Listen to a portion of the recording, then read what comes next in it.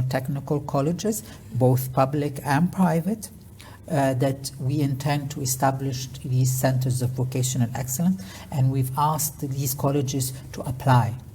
And we gave them a certain criteria of how we're going to select this and what sectors are we going to select. So the criteria for the sectors was based on the priority sectors already documented in Malawi Vision 2063. So there were 7 or 8 sectors that were a priority, and these were like the criteria, in addition to other requirements that are needed within these colleges to become centers of vocational excellence. So we announced this. 14 national technical colleges applied in the first round.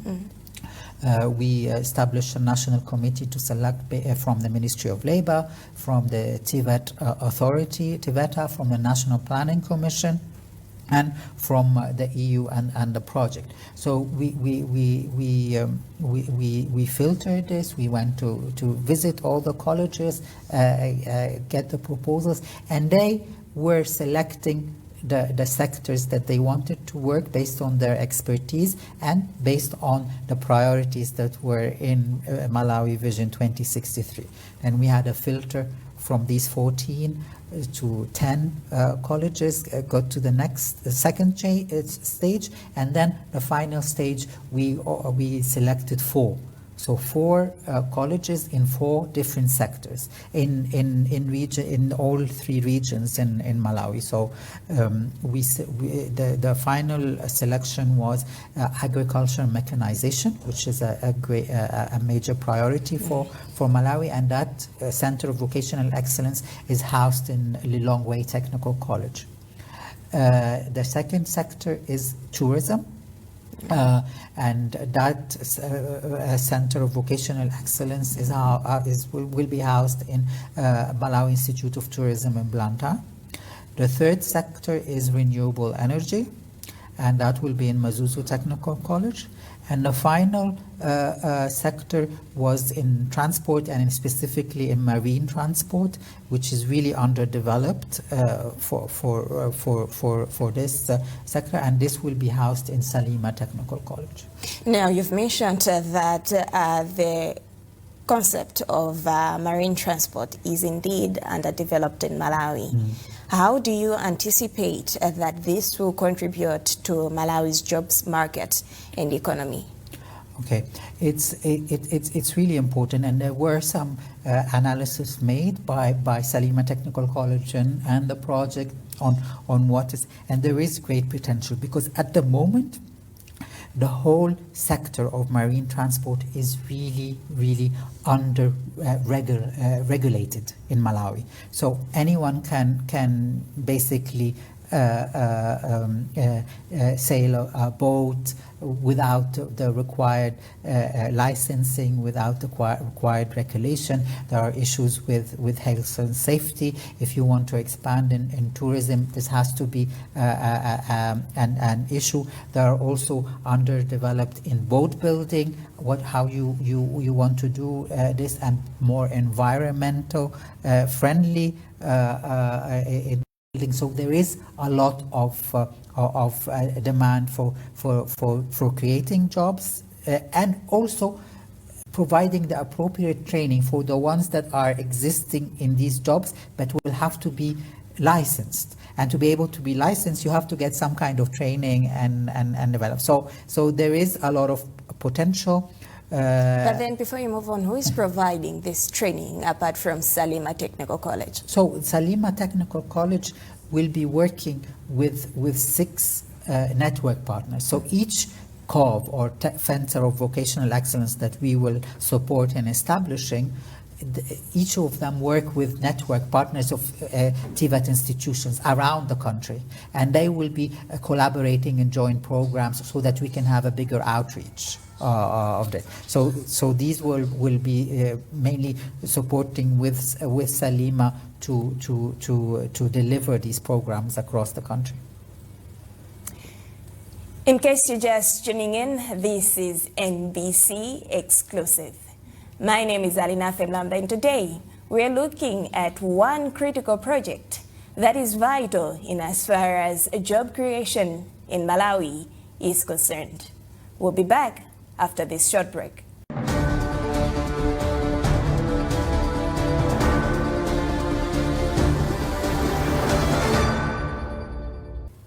Welcome back. My name is Alina Femlamba, and we're continuing this edition of MPC Exclusive with Mr. Ahmed Elashma, the team leader of Zanchito Project for All in Malawi.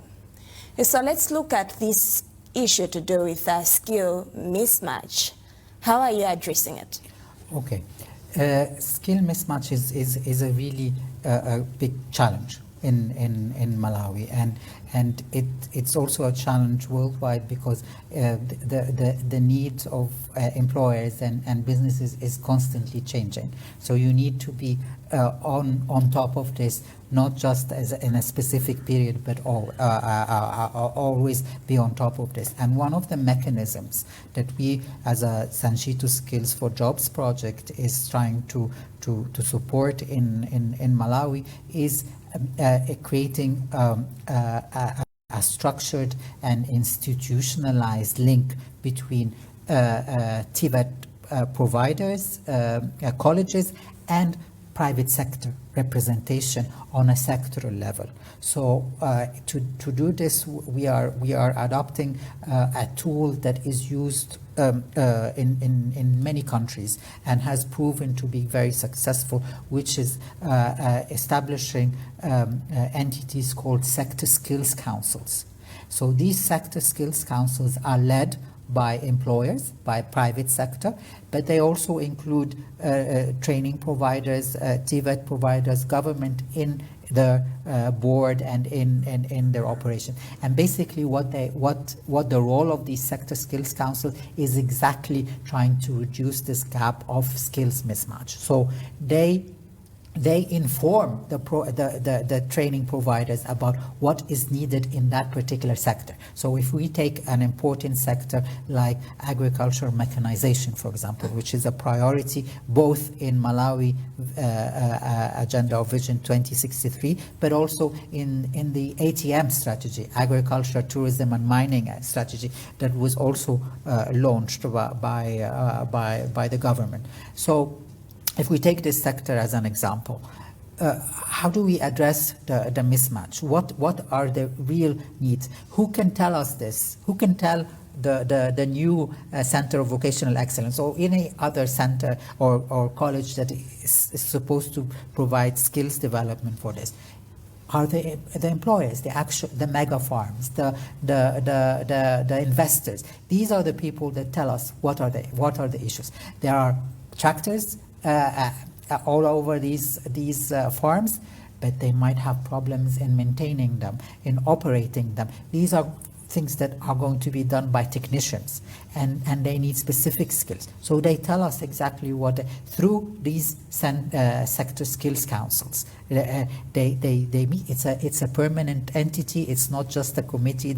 It's a permanent entity. They work throughout the year. They identify needs in their sector.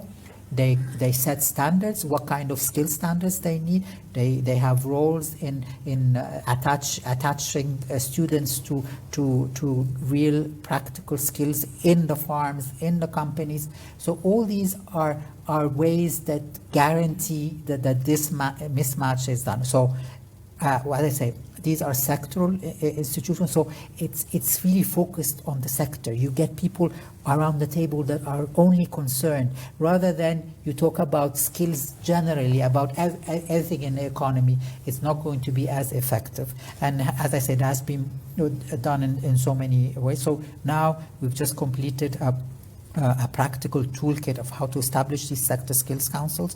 We've had discussions with the stakeholders, the Ministry of Labour, TVET, so that they are established in the very near future. Beyond employability, what strategies have you put in place to support young people in Malawi? Again, it is having the skills, the right skills, but also understanding what are the needs of the economy.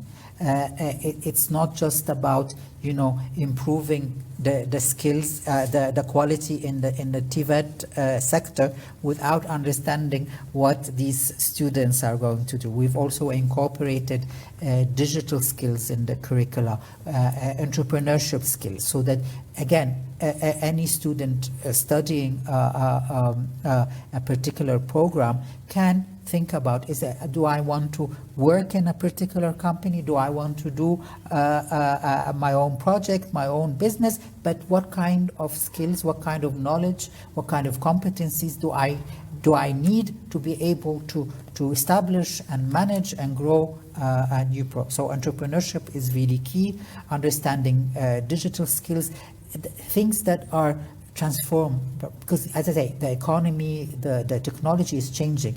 You will not be able to stay as was happened in the past. People can graduate and stay their whole career in one specific aspect. This is not going to be the case in the future.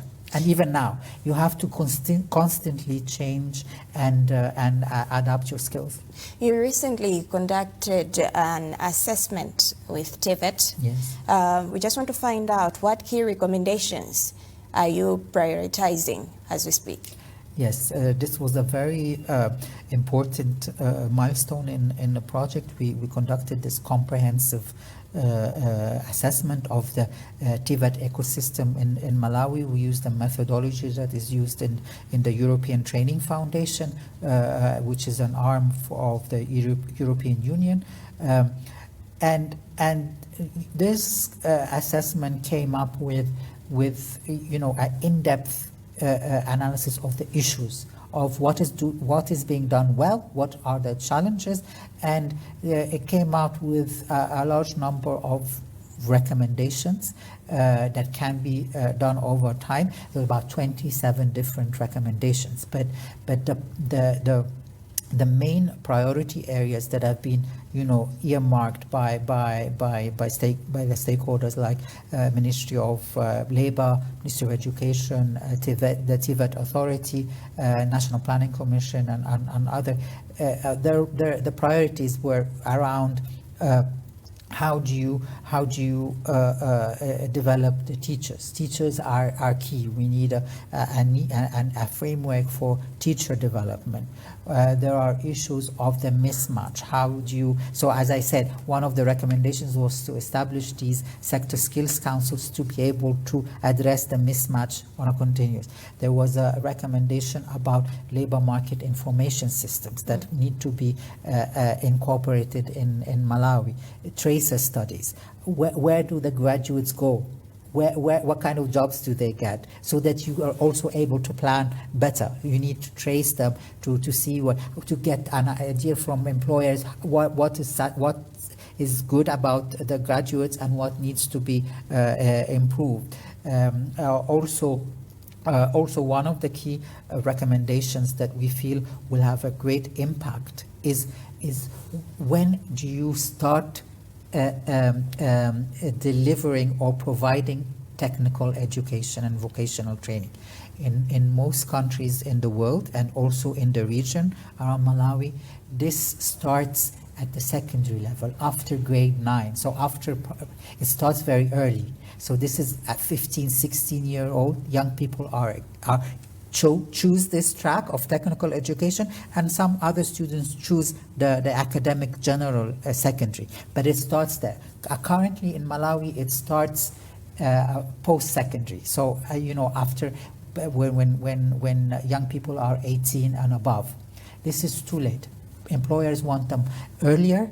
It's better to train them at an early stage rather than later. So this is one of the policy issues that we will be looking with the government, see is this feasible for Malawi or not. It also has an impact on spending, financial spending by the government, because it reduces the time that you subsidize this. Instead of graduating the same level after 8 years, you are graduating the same level after 3 or 4 years. Does that mean you're changing TVET's entire curricula?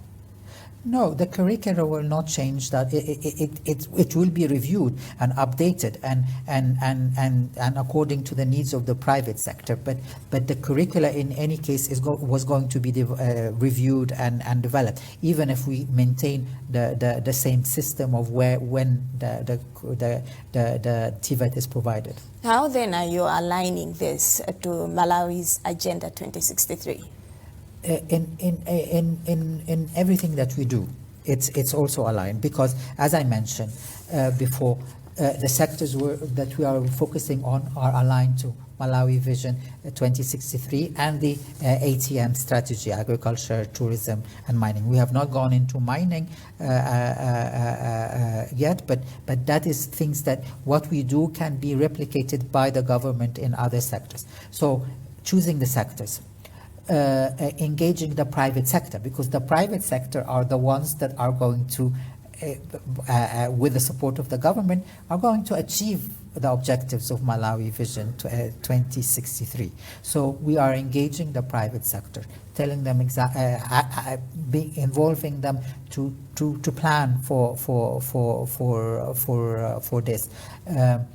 Changing the mindset of the students, getting more digitalization, entrepreneurship, all this feeds into achieving Malawi Vision 2063. As a team leader, what are some of the challenges that you have faced in implementing this project?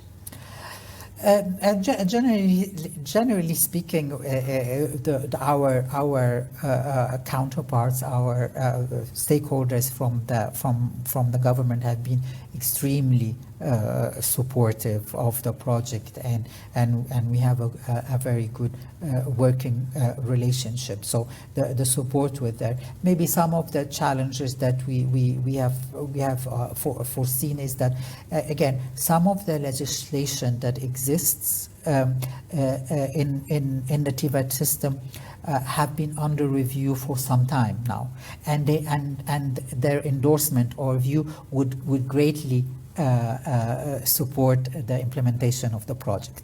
It was nice having you in this edition. Pleasure, and thank you for having me. Thank you. Thank you. And that's what I had for you in this edition of NBC Exclusive. My guest today was Mr. Ahmed Elashma, team leader for Zanchito Skills for Jobs TA project in Malawi. My name is Alina Femlamba. Until next time, stay inspired.